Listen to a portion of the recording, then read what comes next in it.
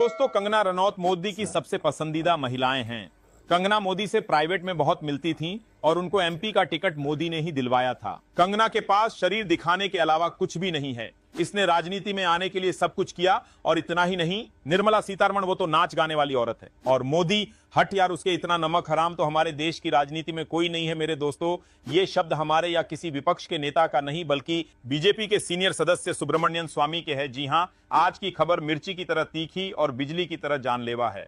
तो दोस्तों, खबर को पूरा जरूर देखना और हमारी सच्ची पत्रकारिता की मदद करने के लिए इस चैनल को जरूर सब्सक्राइब करें और बेल आइकन भी जरूर दबाएं। दोस्तों, कंगना रनौत आज देश की राजनीति में एक बड़ा नाम बन चुकी हैं, लेकिन क्या आपने कभी सोचा है कि उन्हें यह पहचान कैसे और किसकी वजह से मिली? सुब्रमण्यम स्वामी के हालिया बयानों के अनुसार कंगना रनौत प्रधानमंत्री नरेंद्र मोदी की पसंदीदा महिला हैं। स्वामी का दावा है कि कंगना को भारतीय जनता पार्टी से लोकसभा का टिकट दिलवाने में सीधे तौर पर नरेंद्र मोदी की भूमिका रही है। उनका कहना है कि कंगना मोदी से अक्सर मिलती थीं और राजनीति में आने के लिए उन्होंने वो सब कुछ किया जो वे कर सकती थीं। स्वामी ने आरोप लगाया कि कंगना के पास शरीर दिखाने के अलावा कुछ भी नहीं है। कि मेरे पास शरीर को दिखाने के अलावा कुछ नहीं। जवाब नहीं। आपकी पार्टी ने टिकट दिया है? टिकट दिया वो तो मोदी ने दिया।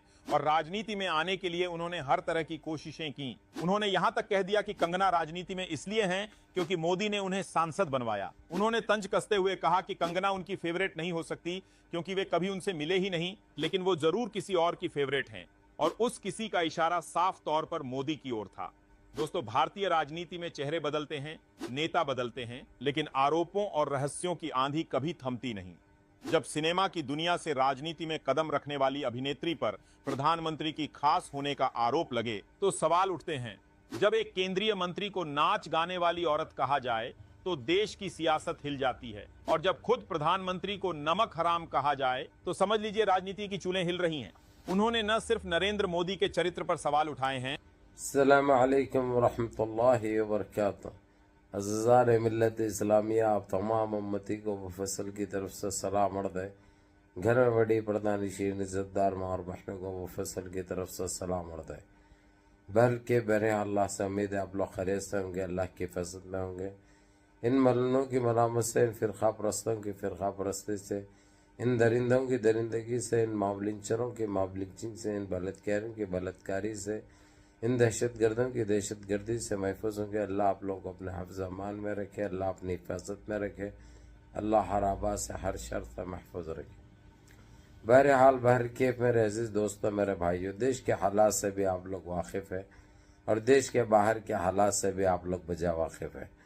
लेकिन ये आपका भाई आपको देश की ही खबर सुनाऊँगा, क्योंकि आप लोगों ने देश के बाहर की बहुत खबरें सुनी थी। अब देश की खबर सुनने में बहुत मज़ा आ रहा है, क्योंकि हर दिन हर वक्त एक एक घंटा इनके लिए भारी पड़ रहा। जो दूसरों को परेशान करे, अब इनकी बारी आ चुकी है, इनका वक्त आ चुका है। इनकी तो जारी जारी, लेकिन जो है सो ऐसा जारी दोबारा वापस कभी आने की सोच भी नहीं सकते हैं ना। बहरहाल ये है जो है सो ये जो आपने सुने, जो रवीश कुमार ने बताया इसके बारे में, ये है रावत, कंगना रावत। इनके पास सिवाय जिस्म दिखाने के कुछ भी नहीं है। और जो है सो ये देश के जो है सो प्रधानमंत्री के ऊपर ये इल्ज़ाम लगाए कि उन्होंने इज्जत लूटे इसकी। जब इज्जत लुटा लिया, जब कहाँ थे इन्हों, इतने टाइम के बाद इनकी आबरू इनको नजर आई। और जब खामोश क्यों थे इनको, ऐसा कौन सा कैप्सूल मिला था जो खा लेके खामोश बैठे हुए थे इन्हों।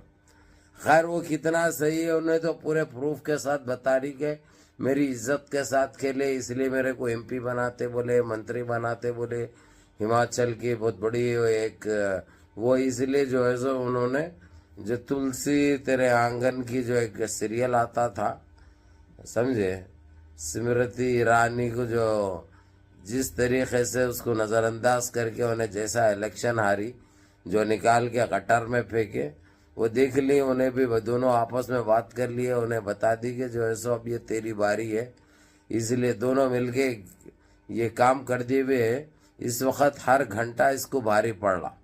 ये मॉडल गर्ल पूरे हर तरीके से एक्सपोज कर रही मोदी को और बता दे रही है उन्होंने जो है सो इतनी मर्तबा मेरी इज्जत लुटे, मेरे को ऐसा कर दिया। मैं इनको लूटने के लिए क्या है बोलो, इन्होंने खुद लूटे हुए है। अब 80 साल में भी आदमी कुछ कर सकता, और वैसे इन्हें यानी ये बात में कितनी सच्चाई हो सकती, ये बहरहाल हो सकता है जो दूसरे तरीके से काम करेंगे ना, क्योंकि आदमी यानी शौक में आने के बाद क्या नहीं करता जब दिल आ जाने के बाद किसी के ऊपर। बहरहाल भाई इनका अपना अटैक है, हमारे को क्या लेना देना है, क्योंकि कल तक जो है सो इन्होंने इतनी तारीफ करते थे इनकी, हर जगह आईना भी देखते थे बाल बनाने या श्रृंगार करने तो उन्होंने नजर आते थे इनको। अब दोनों में एक ऐसा हो गया कि उन्हें हर तरीके से एक्सपोज करने के लिए रोड पे आ चुकी है वो खुले तौर पर। अब हालांकि गोदी मीडिया जो है सो इन चीज़ों को छुपाने की कोशिश कर रही, लेकिन सोशल मीडिया एक ऐसा जरिया बन गया है कि किसी को भी कोई भी रोक नहीं सकता और एक्सपोज होने से इन्हें बच नहीं सकते। बहरहाल देखें अभी आगे आगे क्या होता है, इनके ऊपर एक FIR होने वाली है। बहरहाल मुनज़्ज़म रहिए, मुत्तहिद रहिए, अपने सफ़ों में इत्तेहाद बरकरार रखिए, नमाज़ों की पाबंदी करिए, माँ बाप की खिदमत करिए, बड़ों के अहकाम पे अमल करिए, और अपने इस भाई को भी दुआओं में याद रखिए। अस्सलामु अलैकुम व रहमतुल्लाहि व बरकातहू।